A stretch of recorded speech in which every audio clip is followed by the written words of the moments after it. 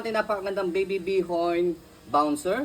So this is good for newborn up to 12 to 13 kilogram. So PEDIA recommended. And then ang kanyang type is bliss type, mesh type na rin po siya. All mesh. Okay? This already washed and ready to use. Wala siyang faded, wala siyang discoloration. Okay? So pakita natin yung details niya one by one. Wala yung stain.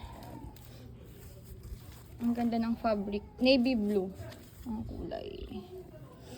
So, ito ang body frame niya. So, like nyo naman siya for us. Okay pa naman. Yan, maganda pa rin ang frame niya. Yan, okay? So, next natin, sa pag-adjust po sa kanya, sa pang newborn, dito sa pinakauna, angat lang siya dyan. And then baba. Yan, okay, pang newborn. Tapos, pag newborn, yung kanyang harness, dito sa pinakauna, para masikip pa siya. Okay, pagka toddler, nasa pangalawa na.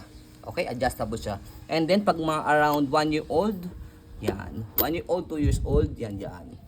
And then, pag mga around 3 years old, basta depende na po yun sa laki ng baby po ninyo, around 10 kg to 13 kg, dito na sa pangatlo, mataas na po siya. Ayan. Okay. And then, ito po yung kanyang harapan. So, may note naman dyan. Bawal siyang buhatin. Bawal siyang ipatong sa lamesa. Ito yung tag niya. Ayan. Okay. So, yan. Kinis pa. Okay. Walang gasgas. Hindi po itong ulit na pre-lab ba? Direct supplier po tayo. Actually, parang nga siyang mold demo put out eh. Kasi ito, meron siyang tag dito. Yung mga yan. Yan. May tag siya rito. Okay. So, yan. Okay. So, Sa ilalim, yan. Authentic bihorn po ito. Ito yung tag sa ilalim. Wala namang fake na ginto. Replica, madami. Bihorn siya. Okay. So, sa pag-fold po sa kanya, ganito lang. Angat nyo lang siya. And then, next yung kulay pula.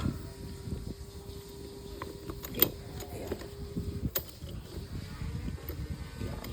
So, compact folding siya. Travel friendly. Nasa around 2 kg lang po ito. Ayan, nipis.